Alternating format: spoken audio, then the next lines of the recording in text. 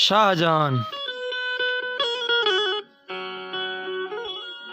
मुग़ल सल्तनत जो पंजो फरमानरवा शाहजहां 5 जनवरी 1592 ईस्वी ते लाहौर में पैदा थियो। संदसि वालिद जो नालो जहांगीर हो।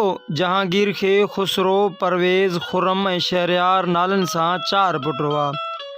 जन्मा खुर्रम शाहजहां जे नाले सां मशहूर थियो। शाहजहां ॿियनि शहज़ादनि वांगुरु शाही परवरिश पाती। तालीम, सिपाहीगिरी ऐं मुख़्तलिफ़ फ़न सां लाॻापियल हर इल्मु हासिल कयई। हिन हिक खां वधीक शादियूं कयूं, पर मुहबत मां संदसि शादी सन 1612 ईस्वी में मुमताज़ महल सां थी, जंहिंजो असुलु नालो अर्जुमंद बानो हो।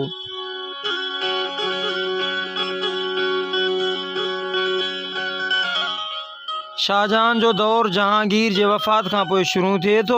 तारीख़नि में संदसि तख़्त नशीनी जो साल 1628 ईस्वी ॿुधायो वञे थो ऐं तख़्त तां हटण जो साल 1658 ईस्वी ॼाणायल आहे।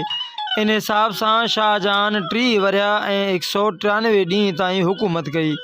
हिन जे वक़्त में हिंदुस्तान में काफ़ी तब्दीली आई।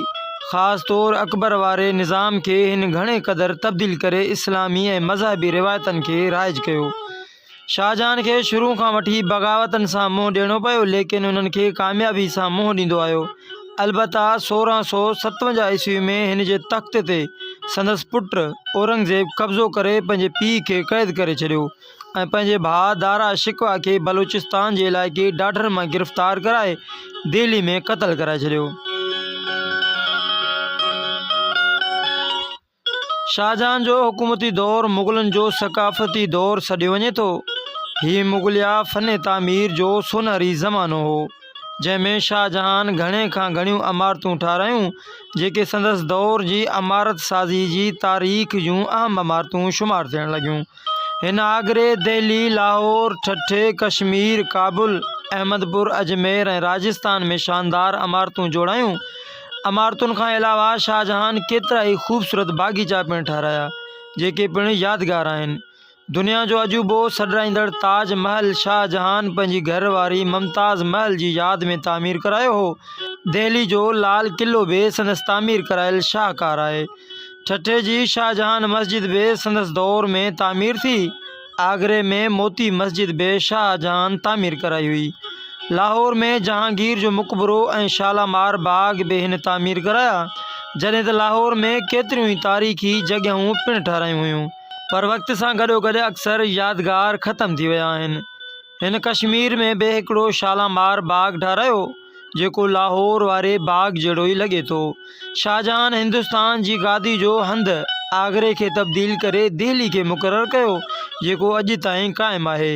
हिन दिल्ली जे लॻोलॻ हिकु नंढिड़ो शहर शाहजहां आबाद नाले बि आबाद करायो हो।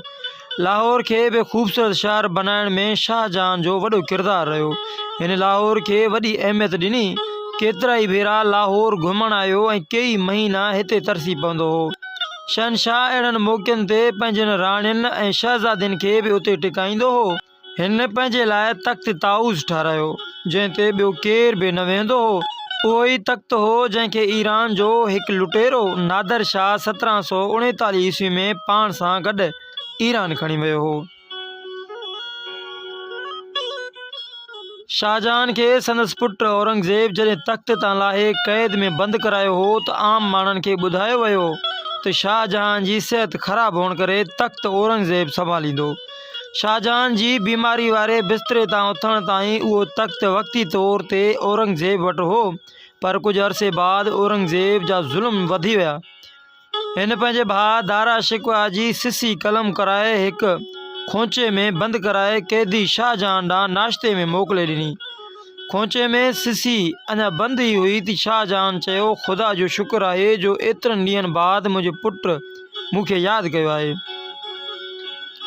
ईअं चई खोचे जो ढक मथे कयई त दारा शिकवा जी वढियल सिसी ॾिसी सदमे में बिल्कुलु झुरी पियो ऐं खाइण पीअण छॾे ॾिनई। 22 जनवरी 1666 ईस्वी में असीरी दौरान आगरे जे तारीख़ी क़िले में वफ़ात कयई। वफ़ात वक़्तु संदसि ॼमार 67 वरिया हुई।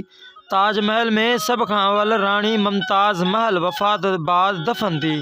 शाहजहां खे संदसि प्यारी बेगम जे भर सां ताजमहल में दफ़न कयो वियो।